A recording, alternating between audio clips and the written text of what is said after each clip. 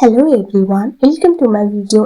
इस ड्रामे का आखिरी एपिसोड होगा। फाइनली ड्रामा खत्म हो रहा है। एपिसोड स्टार्ट करने से पहले अगर आप लोग मेरे चैनल में नए हो तो चैनल को सब्सक्राइब जरूर कर लेना। हमें एपिसोड की शुरुआत में दिखाया जाता है मैडम नुआन आई हुई थी नाई और नेट को देखने के लिए। तो वहाँ पर वो देखती है कि नाई और नेट काफी ज्यादा खुश थी और वहाँ से जाने वाली होती है। पा मैडम नुआन को देख लेती है और उन्हें रोकने आई थी और वो मैडम नुआन जो थी गाड़ी में चढ़ चुकी थी। पा उन्हें रोकने की ट्राई करती है। मैडम नुआन जब पा को देखती है ना तो वो असल में बैक गियर लगाना चाहती थी लेकिन गलती से फ्रंट गियर लग जाता है, जिसके चक्कर में पा को चोट तो नहीं लगी लेकिन गाड़ी थोड़ा आगे आ गया। जो देखने के बाद सब लोगों को ऐसा लग रहा था कि मैडम नुआन ने जानबूझ के पा को हट करने की ट्राई किया और पा को पता है ये इंटेंशनली नहीं था और वो सबको समझाने की ट्राई कर रही थी लेकिन कोई भी उनकी बातें नहीं सुनता। और उसके बाद जो मैडम नुआन थी बस यही चाहती थी कि नाई को उन पे भरोसा हो, लेकिन नाई कुछ बोल ही नहीं पाता क्योंकि उसे अब अपनी मम्मी पे बिल्कुल भी भरोसा नहीं रहा था। और जब नाई उन पे भरोसा नहीं करता है तो मैडम नुआन बोलती है कि हाँ मैंने जानबूझ के किया क्योंकि मुझे पास से नफरत है बोल के वहाँ से चली जाती है। और उन्हें काफी ज्यादा बुरा लग रहा था कि उनका अपना खुद का बेटा उन पे बिल्कुल भरोसा नहीं करता। हमें अगले सीन में दिखाया जाता है मैडम नुआन जब घर पे जाती है तो ऑलरेडी टीन उसके टंटर पंटर के साथ वहाँ पर पड़ा हुआ था। वो बदनूक पर मैडम नुआन को किडनैप कर लेता है और उसके बाद वो सिंकन को फोटो भेजता है और वो बोलता है कि जल्द से जल्द मुझे 20 मिलियन भेजो वरना मैं इसको यही मार दूंगा।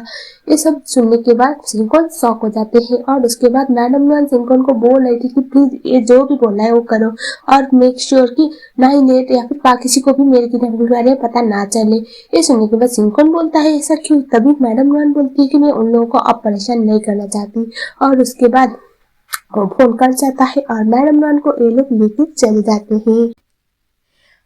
अगले सीन में दिखाया जाता है मैडम नुआन की एक मेड थी और पहले तो नेट को कॉल करके बोलती है कि मैडम नुआन का किडनैपिंग हो गया प्लीज आ जाओ। लेकिन नेट को ऐसा लग रहा था कि मैडम नुआन तो हमेशा सिंपैथी पाने के लिए कुछ भी कर सकती है। वो तो बहुत ऐसा होता है ना कि 10 मिनट गवाह थी जब डा के साथ प्रॉब्लम क्रिएट करने के लिए क्या क्या करती थी, इसीलिए वो बोलती कि तुम्हें क्या लगता है कि मॉम ये सब करके मुझे वहां पर ले आ पाएगी। बिल्कुल भी नहीं, मैं यहाँ पर बहुत कुछ बोल के फोन काट देती है। और उसके बाद हमें दिखाया जाता है पा और नाई पूछते हैं क्या हुआ है तो वो बोलती है कि मॉम ने पक्का बहाना करके हमें बुलाने के लिए बोला होगा। ऐसा वो बोलती है और बोलती है मैं मॉम को अच्छी तरह से जानती हूँ। और उसके बाद पा बोलती है नाई से कि तुम्हें क्या लगता है मॉम ने झूठ बोला होगा। तभी नाई बोलता है कि आई एम नॉट श्योर लेकिन हमें जाके देखना चाहिए बोलता है। और उसके बाद ये दोनों निकलते हैं मैडम नुआन को ढूंढने के लिए। गाड़ी में जाते वक्त जो पा थी वो उस मेड को कॉल करके पूछती है कि वो कहाँ पर लेके गया है। तो जो मेड थी वो बोलती है कि चीन के वेयर हाउस पे और पा को तो ऑलरेडी वहां पर ले जाया गया था तो पा को पता है वो जगह कहाँ पर है। इसी वजह से ये लोग वहां पर पहुंच जाते हैं। हमें दिखाया जाता है तीन मैडम नुआन को बांध के रखा हुआ था और सिंकोन से बोला था कि बिस्मिल्लाह लेके आओ। और तभी हमें दिखाया जाता है सिंकोन ने भी ऑलरेडी पा और नाई को बता दिया था इसके बारे में।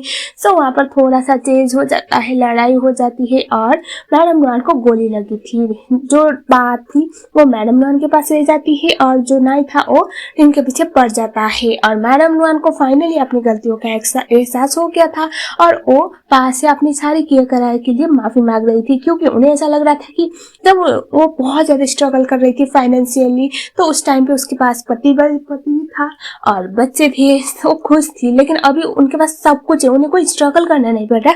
लेकिन उनके बच्चे नहीं है उनके पास, ना ही उनके मतलब हस्बैंड भी मर चुके थे और वो बहुत ज्यादा अकेले फील कर रही थी। और फाइनली मैडम नुआन को अपनी सारी गलतियों का एहसास हो चुका था और उन्हें ऐसा लग रहा था कि आज उनकी मौत हो जानी है, इसीलिए वो अपनी सारी दिल की तकलीफें पा के सामने ऐसे दिखा रही थी।